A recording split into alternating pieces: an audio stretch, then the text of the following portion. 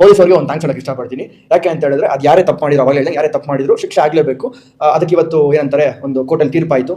4ನೇ ತಾರೀಕು ಗಂಟ ಹೈಕೋರ್ಟ್ಗೆ ಹೋಗಿ 4ನೇ ತಾರೀಕು ಕೇಸು ಅಂತ ಹೇಳಿದರೆ ಥ್ಯಾಂಕ್ ಯು ಸೊ ಮಚ್ ಎಲ್ಲ ಪೊಲೀಸರಿಗೂ. ಇದೇ ರೀತಿ ನೇಹಾ ಹಿರೇಮಠ ಅವ್ರ ಕೇಸು ಆಯಿತು, ಮತ್ತೊಬ್ಬರು ರೇಪ್ ಕೇಸ್ ಆಯಿತು, ಯಾರೋ ಮಗುನ ಅತ್ಯಾಚಾರ ಮಾಡ್ತಾರೆ, ರೇಪ್ ಮಾಡ್ತಾರೆ, ಮತ್ತೊಂದು ಮಾಡ್ತಾರೆ. ಎಲ್ಲದ್ರದ್ದು ಮೇಲೆ ಅಣ್ಣ ಇದೇ ಥರ ಇರಬೇಕು.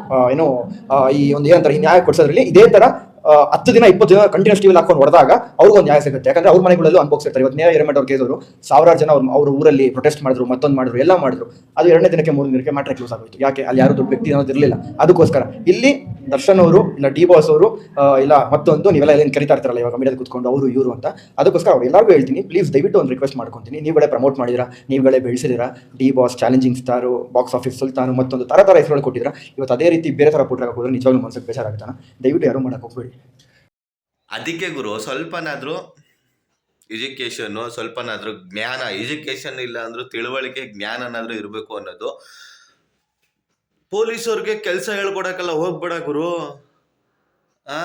ಅವ್ರ ಲೆವೆಲೇ ಬೇರೆ. ಮೈಕ್ ಸಿಕ್ಕಿದೆ ಅಂತ ಒಳ್ಳೆ ಏನೇನೋ ಮಾತಾಡಕ್ಕೆ ಹೋಗ್ಬಾರ್ದು. ಮತ್ತೆ ಇನ್ನೊಂದು ಏನಪ್ಪಾ ಅಂದರೆ, ನೇಹಾ ಹಿರೇಮಠ್ ಕೇಸ್ ಬಗ್ಗೆ ಈ ವಯ್ಯ ಮಾತಾಡ್ತಾ ಇದ್ದಾನೆ, ದೊಡ್ಡ ಪ್ರಬುದ್ಧ ಇವನು. ಅಲ್ಲ, ನೇಹಾ ಹಿರೇಮಠ್ ಕೇಸಲ್ಲಿ ಆರೋಪಿನ ಒಂದೇ ದಿವಸದಲ್ಲಿ ಹಿಡಿದು ಬಿಸಾಕಿದ್ರು. ಮತ್ತೆ ಆರೋಪಿ ತಂದೆ ತಾಯಿಗಳು ಏನಿದ್ದಾರೆ, ನನ್ನ ಮಗನ ಗಲ್ಗೇರ್ಸಿದ್ರು ಪರವಾಗಿಲ್ಲ ಅಂತ ಸ್ಟೇಟ್ಮೆಂಟ್ ಕೊಟ್ರು.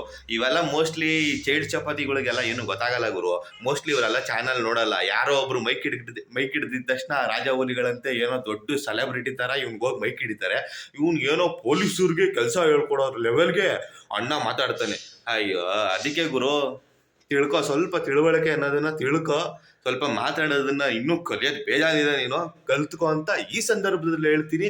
ಸ್ನೇಹಿತರೆ, ಅಣ್ಣವರು ತುಂಬಾ ಜೋರಾಗಿ ಮಾತಾಡಿದ್ದಾರೆ. ಇದ್ರ ಬಗ್ಗೆ ನಿಮ್ಮ ಅಭಿಪ್ರಾಯ ಏನಾದರೂ ಇದ್ರೆ ಕಮೆಂಟ್ ಬಾಕ್ಸಲ್ಲಿ ಕೊಟ್ರಪ್ಪ. ಹಾಗೆ ಒಂದು ವಿಡಿಯೋನ ಶೇರ್ ಮಾಡಿ. ನಮಸ್ಕಾರ.